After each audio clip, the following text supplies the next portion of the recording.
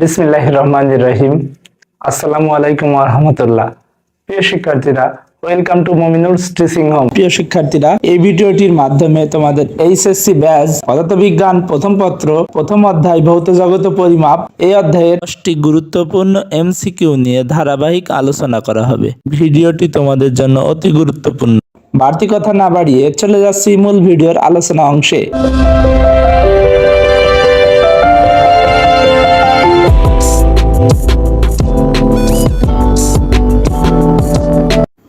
প্রশ্ন 1, যদি স্ফেরোমিটারের বৃত্তাকার স্কেলের ভাগ সংখ্যা 100 এবং যন্ত্রের পিচ সংখ্যা 2 মিলিমিটার হয় তবে লঘিষ্ঠ গণন কত? স্ফেরোমিটারের বৃত্তাকার স্কেলের ভাগ সংখ্যা যেটা 100 দেওয়া আছে এবং পিচ সংখ্যা দেওয়া আছে 2 মিলিমিটার। এটা নির্ণয়ের জন্য আমরা নিম্নোক্ত সূত্রটি ব্যবহার করতে পারি। লঘিষ্ঠ গণন সমান পিচ বাই বৃত্তাকার স্কেলের ভাগ সংখ্যা।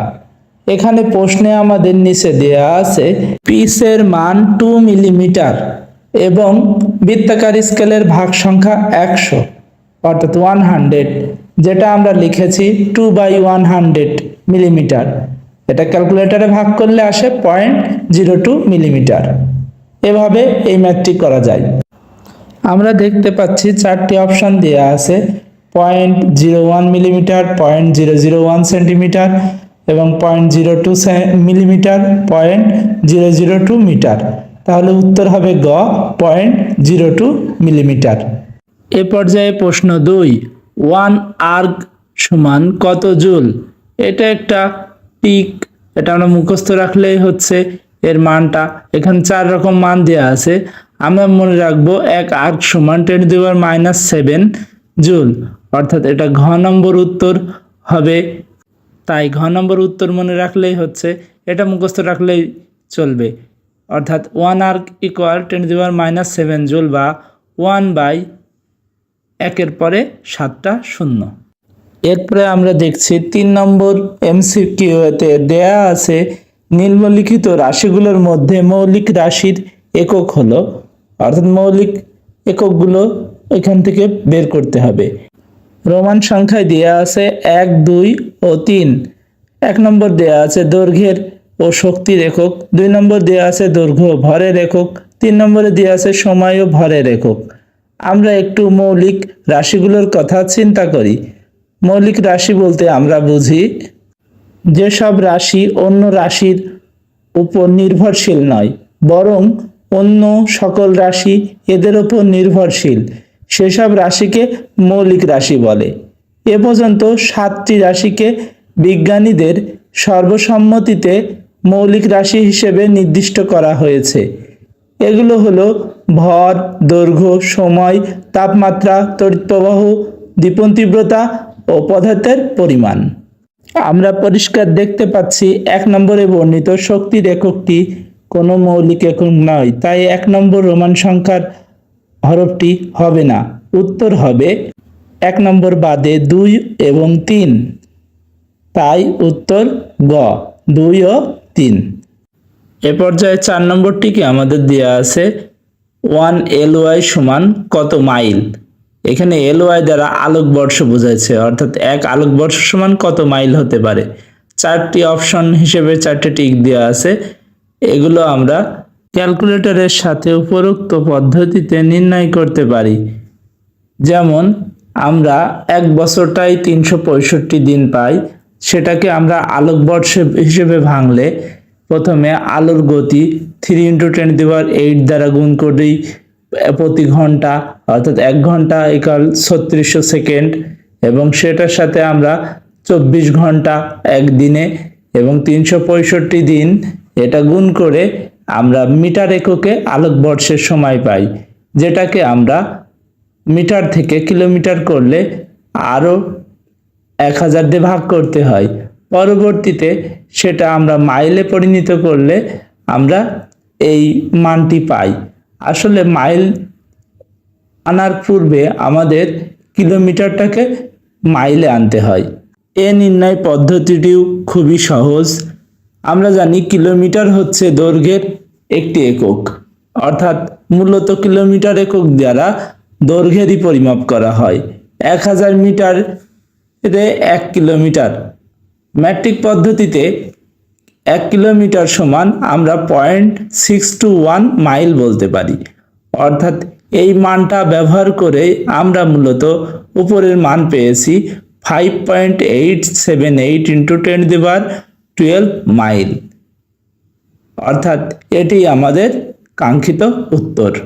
আমরা সমাধান অংশ থেকে ফিরে যাচ্ছি আমাদের মূল টিকে, অর্থাৎ 4 নম্বর টিকের উত্তর হবে খ নম্বর 5.865 ইন্টু 10^12।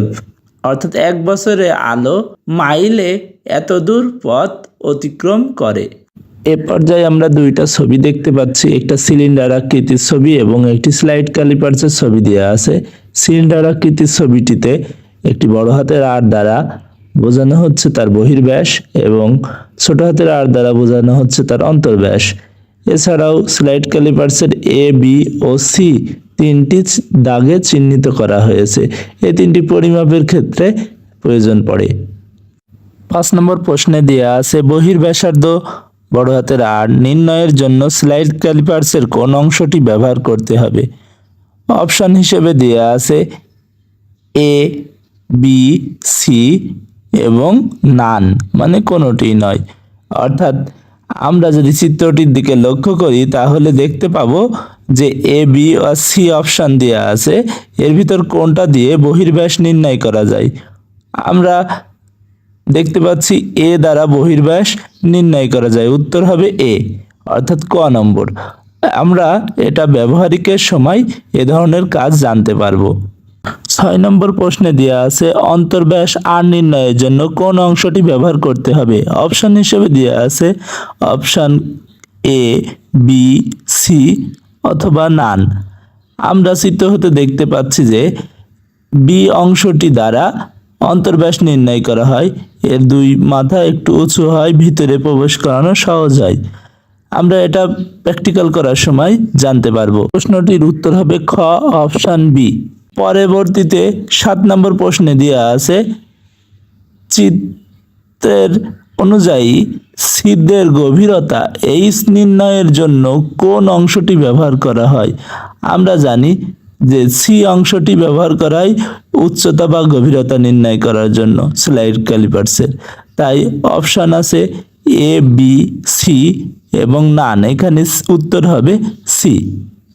8 নম্বর প্রশ্নে দেওয়া আছে সিলিন্ডারটির ধাতব অংশের আয়তন নির্ণয় করতে এটা কোন সূত্র ব্যবহার করে হবে? এখানে 4টি অপশন দেওয়া আছে। ক নম্বরে দেওয়া আছে পাই আর স্কয়ার এইচ, খ নম্বরে দেওয়া আছে পাই আর স্কয়ার এইচ, একটা বড় হাতের আর একটা ছোট হাতের আর, এবং গ নম্বরে দেওয়া আছে পাই ইন্টু আর বড় হাতের আর স্কয়ার মাইনাস ছোট হাতের আর স্কয়ার ইন্টু এইচ, এবং ঘ নম্বরে দেওয়া আছে নান। আমাদের উত্তর হবে সি নম্বর পাই ইন্টু বড় হাতের আর স্কয়ার মাইনাস ছোট হাতের আর স্কয়ার ইন্টু এইচ। অর্থাৎ বড় ব্যাসার্ধর থেকে ছোট ব্যাসার্ধর মানটা বাদ দিয়ে পাই এবং এইচ এর মান গুণ করলে সিলিন্ডারের ধাতব অংশের আমরা আয়তন পাবো, কারণ সিলিন্ডারটির ভিতরের অংশে ফাঁপা এবং বাইরের অংশটি পুরো নিরেট অংশ দিয়ে গঠিত। আমাদের 9 নম্বর প্রশ্নে দেওয়া আছে কোন জোড়ের মাত্রাদ্বয় সমান? অপশন 4টি দেওয়া আছে। ক নম্বর অপশন টর্ক ও কাজ, খ নম্বর অপশন বল ও কাজ, গ নম্বর অপশন বল ও পীড়ন, ঘ নম্বর অপশন পীড়ন ও শক্তি। এটার উত্তর হবে ক নম্বর টর্ক ও কাজ। আমরা এটা মুখস্থ রাখতে পারি, এটা স্বাভাবিক ঠিক, কোনো ম্যাথ না করলেও সমস্যা নাই। এই ভিডিওটি নিয়ে তোমাদের কোনো মনে প্রশ্ন থাকলে কমেন্ট বক্সে প্রশ্ন করতে পারো। তোমাদের সকলের জন্য শুভকামনা রইল। সবাই ভালো থাকো, সুস্থ থাকো, মন দিয়ে পড়াশোনা করো। আসসালামু আলাইকুম ওয়া রাহমাতুল্লাহি ওয়া বারাকাতুহু।